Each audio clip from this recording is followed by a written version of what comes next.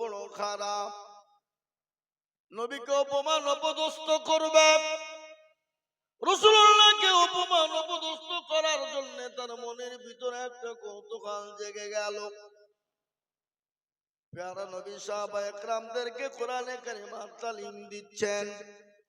রাসূলুল্লাহ বললেন, খায়রুকুম মান তাআল্লামাল কুরআনা ওয়া আল্লামাহু। কোরআন যারা শেখায় তারা হলো পৃথিবীর সর্বশ্রেষ্ঠ ব্যক্তি, যারা শেখায় তারা সর্বশ্রেষ্ঠ ব্যক্তি। সাহাবায়ে কেরামদেরকে কোরআন শিক্ষা দেয়। ইতিমধ্যে ইহুদি এসে নবীজির কাছে এলেন, কোনো কথা না বলে রাসূলুল্লাহর কলার খানা চেপে ধরে তিনি খাড়া করলেন। দার নবী তিনি উঠে গেলেন। সাহাবায়ে কেরামদের চোখগুলো মোটা মোটা হয়ে গেল। রাসূলুল্লাহ বলল, আমার সাহাবারা বসো, চুপ করে থামো। ইহুদি নবীজির কলার কানা ধরলেন, ধরার পরে বলল, মুহাম্মদ, আমি জানি তোমার বাপ দাদা তোমার বংশের মানুষ ভালো না, মানুষের টাকা পয়সা তছনছ করে খেয়ে নাই। আমি তোমাকে 100 খান টাকা দিয়েছিলাম, ওই টাকাটা তুমি আমাকে কেন ফেরত দাও নাই? কি কারণে ফেরত দাও নাই? পাশেই ছিল হযরত ওমর রাদিয়াল্লাহু তাআলা আনহু, হাতে ছিল উলঙ্গ তরবারি। উল্টো পিঠ দিয়ে ইহুদির হাতের উপর মৃত আঘাত যখন করে দিল, হাতটা ছুটে গেল। রাসূলুল্লাহ নিচের দিকে মুখ করে দিয়ে হাঁটুর ভিতরে মাথা ভরে দিয়ে তিনি বসা।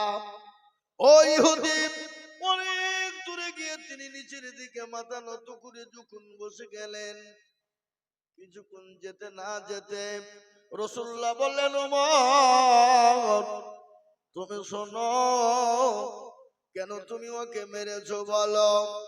যাও, তাকে 100 খান টাকা দিয়ে দাও, আর মারের বদলাই তাকে 5 কিলো তাকে খেজুর তুমি দিয়ে দাও, এবং তার কাছে তুমি ক্ষমা চেয়ে নাও। ইহুদি বলল, আরে ইনি তো সে দয়ার নবী, মায়ার নবী, ইনি তো সে রাসূল, ইনি তো আব্দুল্লাহ লাল মরুর দোলাল, ইনি তো মা আমিনার লাল মরুর দোলাল, ইনি তো সেই মুহাম্মদ, ইনি তো আখেরি জামানার পয়গম্বর, আখেরি জামানার নবী। আমি অন্যায় করলাম, আমি তো টাকা 15 দিনের জন্য দিয়েছিলাম, কিন্তু আমি এখন 5 দিনের মাথায় এসে নবীর কলার কানা ধরেছি, এটা তো নবীকে অপমান অপদস্থ করেছি। কিন্তু না না, সে নবী কিন্তু অপমান অপদস্থ না ভেবে তিনি আমাকে আবার তার সাহাবাকে বললেন, ক্ষমা করো, মাপ চেয়ে নাও, মারের বদলে 5 কিলো খেজুর তাকে দিয়ে দাও, আর তাকে 100 খান টাকা তুমি দিয়ে দাও। এই কথা যখন বলা, ইহুদি ছুটতে ছুটতে রাসূলের কাছে এলেন। রাসূলুল্লাহর কাঁধ কেন ধরে বললেন, নবী গো, আমি বুঝতে পারি না ইয়া রাসূলুল্লাহ, আপনি আমাকে ক্ষমা করে দিবেন, মাফ করে দিবেন।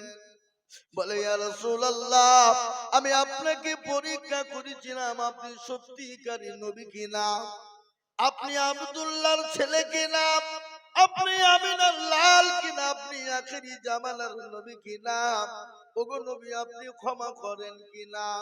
ইয়া রাসূলুল্লাহ, আমি জাতিতে ইহুদি, কিন্তু আমি আপনার জামানার লোক নয়, আমি ঈসা নবী আলাইহিস সালামের জামানার লোক। আমি তাওরাত জবুর ইনজিলের ভিতরে দেখেছিলাম, পৃথিবীর জামানায় এমন একজন নবী দুনিয়ার জমিনে আসবে, এমন একজন নবীর আবির্ভাব হবে, এমন একজন নবী হবে যার নাম হবে মুহাম্মদ সাল্লাল্লাহু আলাইহি ওয়াসাল্লাম, যার মায়ার চেহারা তাকে দেখতে অতীব সুন্দর। ওগো নবী, আপনি আমাকে ক্ষমা করে দিন, মাফ করে দিন। রাসূলুল্লাহ বললেন, ভাই, তোমার টাকাটার প্রয়োজন ছিল, তুমি আমাকে কেন বললে না? তুমি তো 15 দিনের জন্য আমানত দিয়েছিলে, আজকে তো মোটে 5 দিন হলো, এখনো 10 দিন বাকি, তোমার টাকার প্রয়োজন ছিল, কেন আমাকে বললে না?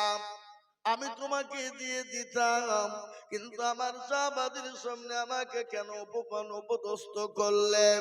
বলে নবী গো, আমি বুঝতে পারি না, আপনি আমাকে দয়া করে মেহেরবানি করে মাফ করে দি। রাসূলুল্লাহ বললেন তোমাকে মাফ করে দিলাম, ক্ষমা করে দিলাম। তিনি তো দয়ার নবী, তিনি তো মায়ার নবী, তিনি তো দয়ার রাসূল, তিনি তো মায়ার রাসূল। তিনার ভিতরে কত মায়া কত দয়া। আর ওই নবীর আদর্শিত যারা হবে তারা কোনোদিন মানুষের সঙ্গে খারাপ ব্যবহার করে না। তার প্রমাণ হলো নবীর আদর্শিত ছিল হযরতে ওমর। হযরত ওমর তো তিনি নেতা ছিল, নেতা। তিনি তো মসনদ পেয়েছিলেন, সংসদ পেয়েছিলেন। আজকের আমাদের দেশের নেতা।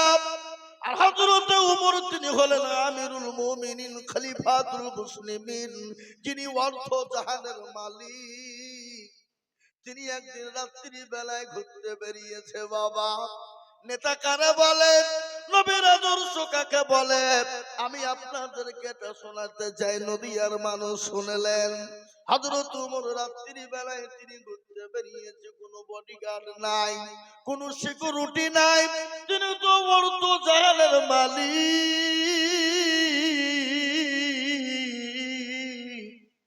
তিনি তো আমিরুল মুমিনিন, কোন বডিগার্ড কোন সিকিউরিটি নাই। সুবহানাল্লাহ। আর আমাদের দেশে খামাখায় যদি মেম্বার হইতে পারে তো 4টে বডিগার্ড। কি বুঝছেন আপনারা বলুন? এই কথা বলে না? এমএলএ এমপি যদি হয়ে যায় তো বডিগার্ডের শেষ নাই, সিকিউরিটি শেষ নাই। কেন বলেন তো?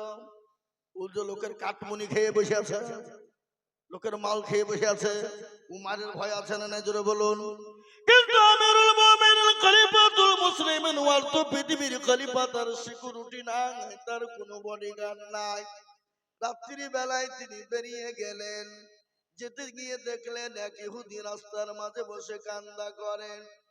হযরত ওমর কাছে গেলেন, হযরত ওমর কাছে গেলেন, ইহুদিকে জিজ্ঞাসা করে, ভাই এত গভীর রজনীতে তুমি একাই কান্না করো কেন? ওই ইহুদি মনে করলো এই বছর বা ডাকাত হতে পারে নাকি।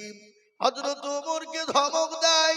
হযরত ওমর তত নরম হয়ে যায়, যত ধমক দেয় তত নরম হয়ে যায়। ইনি বললেন, আরে ইনি চোর বা ডাকাত হতে পারে না, একে যত জোরে কথা বলি তত নরম হয়ে যায়। দেখবেন যারা চোর বা ডাকাত রাস্তা দিয়ে আপনার বাড়ির পঞ্চায়েত দিয়ে যদি যায় তো বলে কে যায় রাত্রি বেলায়, তো কি বলবে? তোর বাপ যায়। বলবে না? বলবে না? বলবে না? বলবে না? জোরে বলুন। বেশি পায়তারা করলে ফটা দিবে না? দিবে না?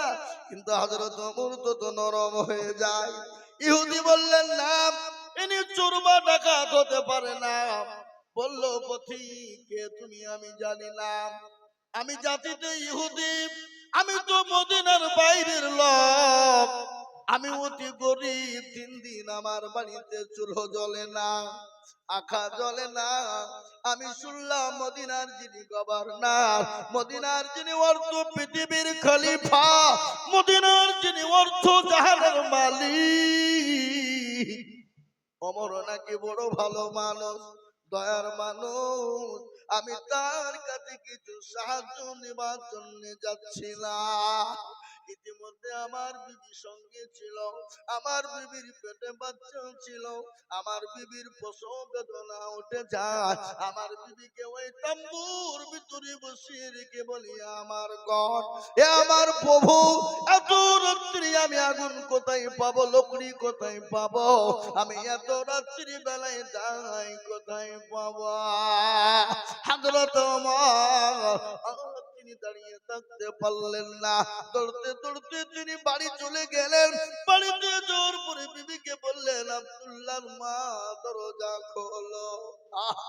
আমরা বাড়িতে গিয়ে বলি না গো, অমুকের মা বলি না? বলি না? জোরে বলুন। দরজা খোলো বলি কিনা? বলে, আব্দুল্লাহর মা দরজা খোলো। বলে স্বামী গো দরজা তো খোলা আছে।